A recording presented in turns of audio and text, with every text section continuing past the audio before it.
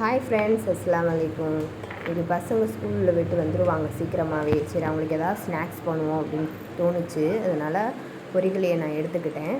பொரிகளையை எடுத்து ஒரு பவுலில் வச்சுட்டு அதோட ஜீனி வந்து பொரிகளைக்கு எவ்வளவோ அந்த பவுலில் பாதி அளவுக்கு ஜீனி போட்டுட்டு ஒரு அடுப்பை பற்ற வச்சு அதில் கடாயை வச்சு நம்ம வந்து பொரிகளையை வந்து வறுக்க போகிறோம். நான் இப்போ என்ன பண்ண போகிறேன்னு உங்களுக்கு தெரிஞ்சிருக்கும். ஒன்றும் இல்லைங்க, பொரிகளை உருண்டை தாங்க செய்ய போகிறேன். அதுக்காக கடாயில் வச்சு அந்த பொரிகளையை வந்து பொன்னிறமாக ஒரு 5 நிமிட்ஸ்க்கு வறுத்துட்டு அதை வந்து ஒரு பவுலில் வந்து மாற்றியாச்சு. ஏன்னா ஆறட்டும். ஆறின பிறகு ஒரு மிக்ஸி ஜாரில் அந்த பொரிகளையே போட்டுறணும். என்ன மாதிரி சிந்தி போட்டுறாதீங்க, கேர்ஃபுல்லாக போடுங்க. அதுக்கப்புறம் ஜீனியும் போட்டுறணும்.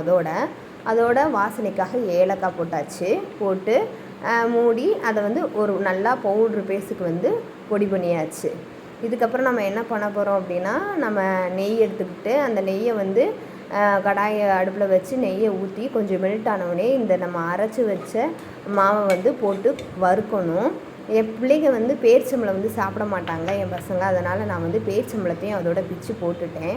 உருண்டை பிடிச்சி பார்த்தேன், உருண்டை வரவே இல்லை. அப்புறம் என்னன்னு பார்த்தா நெய் கம்மியாக இருந்துச்சு. திருப்பி நெய் ஊற்றி நான் திருப்பி பிணைஞ்சு திருப்பி உருண்டை பிடிக்கவும் அழகாக உருண்டை வந்துருச்சு.